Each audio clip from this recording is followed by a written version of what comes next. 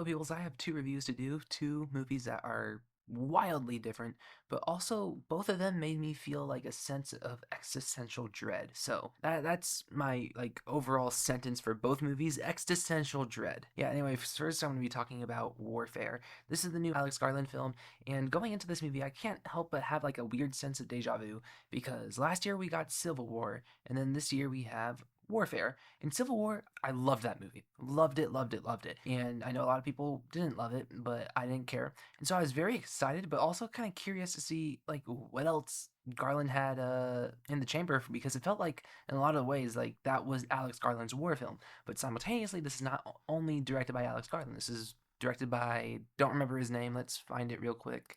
Ray Mendoza, I hope I said his name right, but he's somebody who actually lived the events of this film. And so that's a very, very interesting thing to think about because obviously this movie, in a way, doesn't try to be a movie, but you have somebody like Alex Garland behind it. So, like, what I mean by that is that it doesn't have a clear structure. It's not trying to be beginning, middle, end. It's not trying to have overly cinematic moments, except for like moments that, where the guns are blazing, stuff like that, where, like, yeah, that's a movie thing. But it's incredibly fascinating because it just doesn't have that experience level that you see in a film. Like even like a movie like Civil War kind of had like a first, second, and third act. In this movie, it just like the first 20 minutes happen and then the rest of the movie happened. I swear to God, the best praise I can give to this movie is that it is the quickest 90-minute experience I've ever had. By the time the movie was done, I was like, oh, it's done? We're done? Because also the movie ends in a weird spot too. That's where like this movie, I'm at like the strangest crossroads of it because at the end of the day, yes, this is a movie,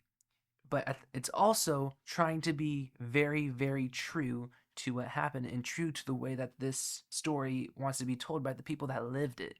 So it's weird because it's like, I think that is incredible. The fact that, the people who lived this had a big say in this film and didn't, and just abandoned the structures of acts or, how to tell the story and just really just told this event as it happened. That's my favorite thing about the movie. But simultaneously, when the movie ends, like I was just kind of like, okay, it's done. It felt a little hollow, and that might be the complete feeling that you want to feel out of it. But at the same time, I wasn't that engaged by the end. I was engaged, obviously, with the nonstop dread, nonstop, just disgusting stuff. It's stuff that you expect in war films when it comes to the battles. By the time it was over, I just felt like maybe there was some gas left in the tank, and I know, like I said, it's not trying to be that conventional war film, but at the same time, I feel like maybe I wanted a little bit more by the time the movie was over. I'm not, when I say a little bit more, believe me, I'm not talking about action. This movie has plenty of that. I don't want to say a little bit more and say, like, oh, I wanted more exploitive blood and guts. That's not at all what I mean. What I mean is just when it comes to, like, staging of a film,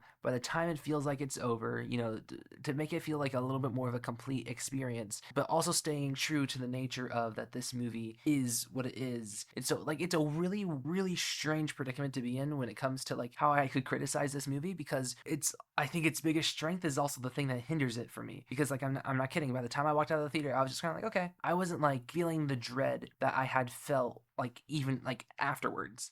Like I thought about the film structure quite a bit, but like even after I saw Civil War, like I was like, oh my god, like I was like devastated and thinking about that movie for quite a bit. This movie didn't give me much to chew on afterwards, and maybe that's it's in intention, or maybe the movie failed in that way. I don't really know because obviously when you have somebody who so accurately represents this thing that happened, how can you really directly criticize it even if you felt like something didn't feel necessarily right when it comes to a film? I will say the action is gripping. The first 20 minutes, like I knew, like from reviews, like I knew basically like the movie kind of starts and you're kind of like on edge until something happens. And then once, it starts, it doesn't stop. And this movie has plenty of like my least favorite thing in the world, but I love it.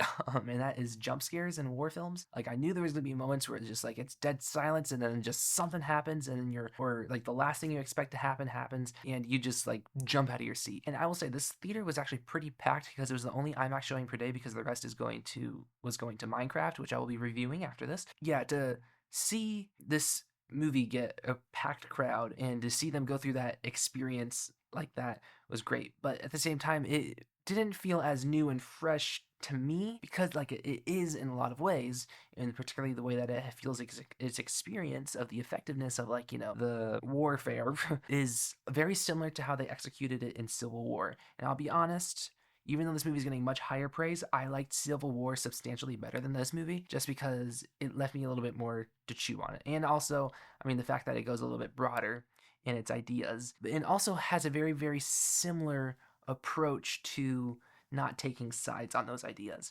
So I think Civil War is a more effective film, while this movie is obviously a true story and more effective in the sense of like this is something that actually happened. Yeah, the acting throughout is fantastic. There's a lot of up and coming stars in this film, like Joseph Quinn, Will Poulter, Kit Connor, Charles Melton. You know, just the stacked people that'll probably be A-listers in probably 15 years. And so it'll probably be one of those movies is that you watch in like another 20 years and be like, oh my God, all these people are in it.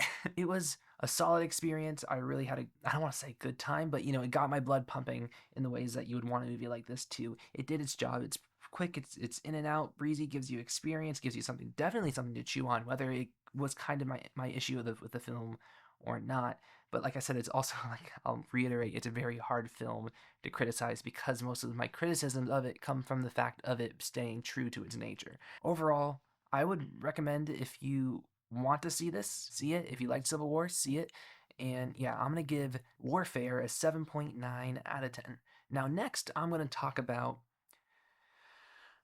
Minecraft. I saw this a week ago and I didn't think I was going to review it. But then once I saw this movie and I thought, you know, let's just knock them both out. And I still have no words. I really, really don't know. Almost like Warfare, I don't know how to review this movie because, in a way, it's like it's getting people to the theater.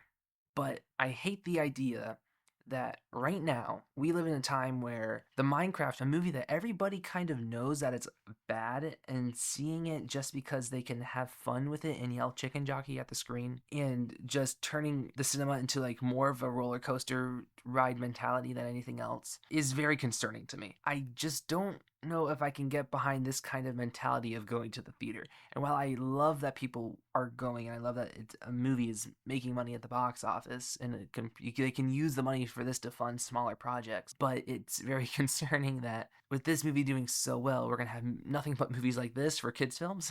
That's really concerning for me because movies like this, it's so overstimulating to the point where like they want to constantly be throwing something at you because they're so terrified that these TikTok raised children are gonna get bored to the point where I'm like overstimulated and I'm tired by the third act. Like I am actually like there's very few films that have done this. This is probably like the third one, but it's a new COVID thing. You can tell that there's a bunch of studio execs going like, are the kids gonna be bored in those three films? Well, first this movie, Minecraft, Godzilla X Kong, New Empire, and Ant-Man and the Wasp: Quantumania. Oddly, I think that this is the best movie of those three, which is wild to say. Minecraft is like now like it's taking steps in this direction where it's like we have to overstimulate and we don't care how messy the plot is. As long as the characters are joking half the time, the audiences are clapping with the screen, we're good. We're just drifting. And that is something I'm scared of because it feels like it's going to be promoting laziness amongst filmmakers because I feel like writing something like this movie is incredibly easy to do, particularly if you're familiar with the internet. You know, it's you can just get by with the bare bones of the plot. Whenever you don't know how to connect your scenes or edit them well, we can just cut to the vice principal dating a villager or whatever. You know, it's so clear and obvious how lazy that this film was written, but simultaneously it's so obvious that their goal isn't care about a plot, it's to entertain the kids. And while it's okay to entertain the kids, we can have both. We have proved it many, many times that you can have a good film and also to entertain the kids the entire time. Look, Inside Out 2, a movie that's much better, just made $1 billion. Or any Pixar film in general, really. There's not really that many bad Pixar movies. The idea of this movie doing it particularly well feels like it's a step in the wrong direction. At least I can agree with the fact that I think that this movie is funny for the most part. There's some jokes that like I didn't laugh at all with Chicken Jockey just because that's just like an internet thing. You have to be on the internet to get that. I mean, it's not even funny to me in general. The only thing that's funny about it is the reactions to it that are just so like stupid. This movie actually has funny jokes. I laughed throughout with some ridiculous stuff. Like the movie knows, like the movie does know that it's bad. Like the difference between like I think the three films I said that feel so concerned about overstimulating you, Minecraft is the one movie that is at least self-aware, but at the same time, I feel like it's being too broadly accepted. Because it's like if we know we're bad and we just say that we're bad and just do bad things and just throw jokes at the screen, people will have fun. Like I said, I think that's really concerning. The cast at least has fun with it. Like Jack Black is good in the movie. I mean, as good as he can be considering the material. Jason Momoa, I always thought he was really funny. He does a great job. Daniel Detweiler, is that how you say her name? She's in Peacemaker. She was good here. But one thing I can praise it is I think the visual effects were pretty decent for the most part. Like there are definitely moments where it's not good. I mean, but you could just expect that at this point for Hollywood. But there are genuinely some moments throughout the movie that have some like solid effects of the Minecraft world with the blocks that don't look too fake but look just real enough for me to buy into it.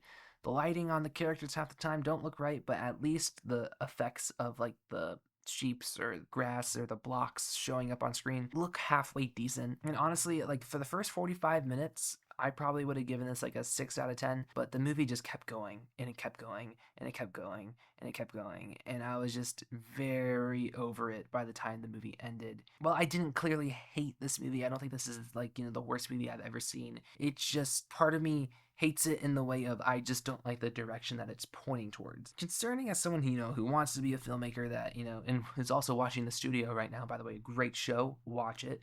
But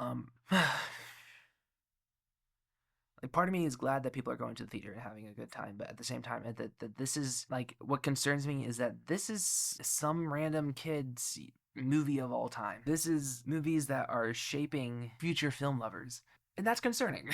And hopefully, I mean, at the same time, we have to trust that it'll all be okay because I'm a kid who grew up watching the Marvel films. I ate them up. I loved them. As I got older, I slowly realized that, there were other movies out there and that the Marvel films weren't as amazing as I thought that they were. Well, I still like Marvel. I still watch Marvel. They're no longer my bread and butter. So hopefully, our new generation of film lovers can kind of have this history repeat itself as the way that it did for me. Knowing that the way that people think now with the short attention spans is just so is concerning. Yeah, so that's my cinematic mental breakdown when it comes to Minecraft, and I'm gonna give Minecraft a 4.9 out of 10, and that's a really high considering what I thought it was going to be. I was expecting to give this like a 1.5, honestly, considering the trailers and all that. But it was surprisingly entertaining for like the first act and a half. So the first half of the movie, I guess, I got through it fine. But once it actually started trying to have a plot, it fell apart. So but yeah, those are my reviews for